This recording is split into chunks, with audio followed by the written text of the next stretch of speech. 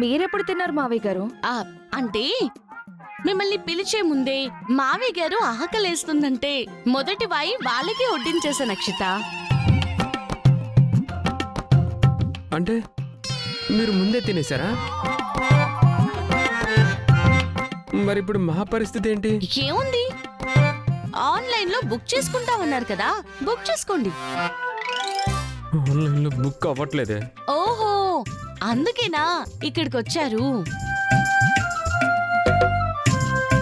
ఇదేదో ముందే చెప్పుంటే కొంచెమైనా మిగిల్చేదాన్ని కదా. ఏమీ లేదనుకుంటా. అరే, పెరగను ఉంది. రండి కూర్చోండి, పెరగనం తినండి. మొత్తం తినేసావు కదా, ఇది మాత్రం ఎందుకు? అది కూడా మింగేయ్. అండి, ఇదిగోండి, నేను చూసుకోలేదు.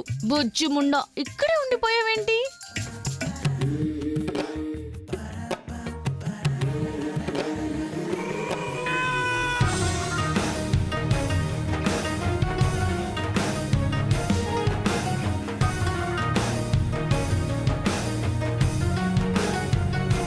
ఆఖరికి పెరుగున్న ఉంటే అదైనా ఉంచకుండా తినేవని ఎందుకు చెప్పావన్నాయా?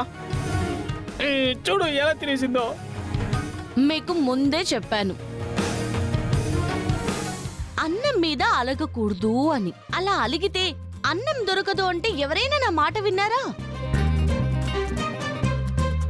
ఆన్లైన్ లో ఒకరు ఆర్డర్ పెడతాను అన్నారు, ఇంకొకరు నువ్వు వండితే నేను తినను అన్నారు. ఇప్పుడు చూసారా ఏమైందో? సరేనే, నువ్వు తిన్నావు కదా, నువ్వు హ్యాపీగా ఉన్నావు కదా, పర్లేదులే, మేమందరం పస్తులుంటాం. పదండి అందరూ. ఆగండ్రా. ఒరేయ్, మీ అందర్నీ పస్తులు పెట్టి పడుకోబెట్టే రకం కాదురా నా మనవరాలు. అవసరమైతే ఉన్నదంతా అందరికీ పెట్టేసి తను పస్తులుండే రకంరా. మీరిలాంటి వెధవేషాలేస్తారని ఇలా పనికిమాలిన మాటలు మాట్లాడినా మళ్ళీ అన్నం తినడానికి వచ్చి కూర్చుంటారని తెలిసే మీకోసం ముందే తీసిపెట్టిందిరా. మీ అందరికీ ఎలా కోపాలున్నాయో అలాగే నాకు కూడా కోపాలుంటాయండి. కానీ మీ మీద కోపం ఉందని, మీరందరూ నన్ను బాధ పెట్టారని తిరిగి మిమ్మల్ని బాధ పెట్టాలనుకునే మనస్తత్వం కాదు నాది. సరే రండి కూర్చోండి, నేను వెళ్ళి తెస్తాను.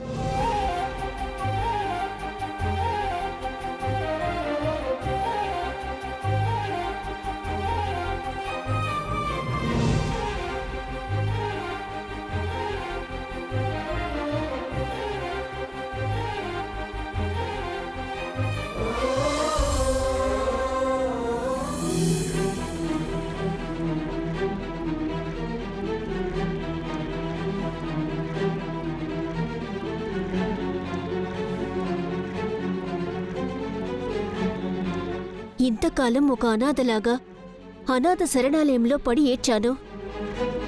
ఇక నుంచి ఈ ప్యాలెస్ నా నివాసం.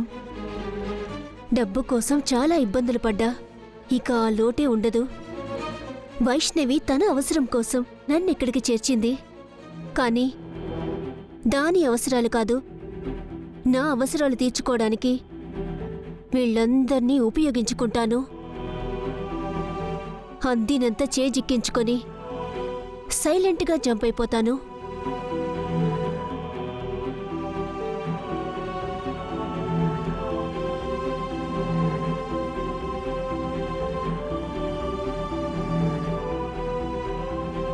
Madam, madam.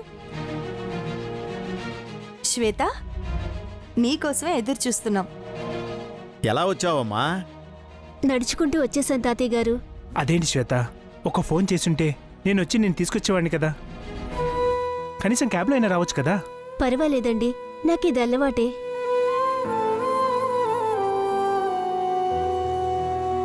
నమస్కారం అండి. ఇలాంటి దొంగ నమస్కారాలు పెట్టేవాళ్ళంటే నాకస్సలు నచ్చదు. అయినా నేను అనుకుంటూనే ఉన్నానులే, వీళ్ళు రమ్మన్నారు, వెంటనే దిగబడిపోతావు అని. వచ్చేసావన్నమాట. ఇంకా ఇక్కడే తిష్టేస్తావుగా. వైష్ణవి, ఏంటి అలా మాట్లాడుతున్నావు? తను మనం పిలిస్తే వచ్చింది వైష్ణవి. ఇప్పుడు ఎవరు కాదన్నారు బావగారు? కాకపోతే ముక్కు మొహం తెలియని అమ్మాయి అని కొంచెం ఒక భయం ఉంటుంది కదా, అంతే. ఏవండి, ఆవిడ మాటలు చూస్తుంటే నేనిక్కడ ఉండడం ఇష్టం లేదనుకుంటా. అమ్మా శ్వేత, మా వైష్ణవి మాటలు నువ్వేమీ పట్టించుకోనక్కర్లేదు. ఇది నా ఇల్లు. ఇక్కడ నిన్ను ఆపేవాళ్ళు, ఉంటే కుదరదు అనేవాళ్ళు, నీకు అడ్డు చెప్పేవాళ్ళు ఎవ్వరూ ఉండరమ్మా. అవును శ్వేత, ఇక నుంచి ఇది నీ ఇల్లు. మేమంతా నీ వాళ్ళం. నీకు ఏం కావాలన్నా నన్నడుగు. నీకిక్కడ ఎవరు ఇబ్బంది పెట్టినా నాతో చెప్పు, నేను చూసుకుంటాను.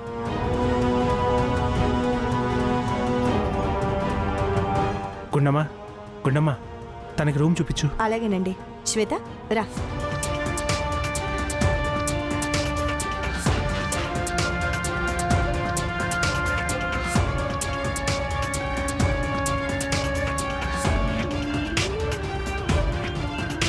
ఇదిగో, ఇదే నువ్వు ఉండబోయే రూమ్. నీకు ఓకే కదా? అలా అంటారేంటి మేడం? అనాథ శరణాలయంలో ఒక పెద్ద హాల్లో 50 మందిలో ఇరుక్కుని పడుకునే అలవాటు నాకు.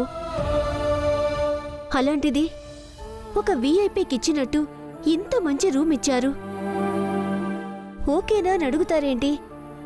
ఇది స్వర్గంతో సమానం. సరే, నువ్వు వెళ్ళి ఫ్రెష్ అవ్వు. ఈ లోపల నీకు టిఫిన్ చేసి తీసుకొస్తాను. హ్మ్.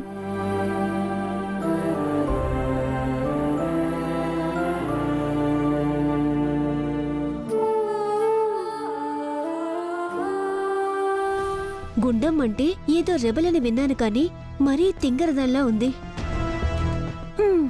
మంచిదేలే, వీళ్ళు ఎంత మంచిగా నన్ను నమ్మితే అంతలా ముంచొచ్చు.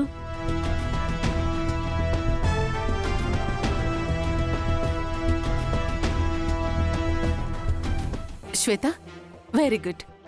సిచ్యుయేషన్ బట్టి ఎప్పటికప్పుడు బాగా అల్లుకుపోతున్నావు. నా టాలెంట్ అది మేడం. నాకు తెలుసు. అందుకే కదా ఈ పనికి నిన్ను పిక్ చేసుకుంది. ఎటు వచ్చి ఇంట్లో సెటిల్ అయిపోయావు. ఇక్కడి నుంచి ఎప్పుడు ఏం చేయాలి, ఎవరిని ఏ మార్చాలి అని నీకు చెప్తూ ఉంటాను. నువ్వు జస్ట్ అలా ఫాలో అయిపోతే చాలు. అయ్యో, తప్పకుండా మేడం. అంతా మీరు చెప్పినట్టే ఫాలో అవుతాను. ఓకేనా మేడం? ఓకే, నువ్వు ఫ్రెష్ అప్ అవ్వు. హ్మ్.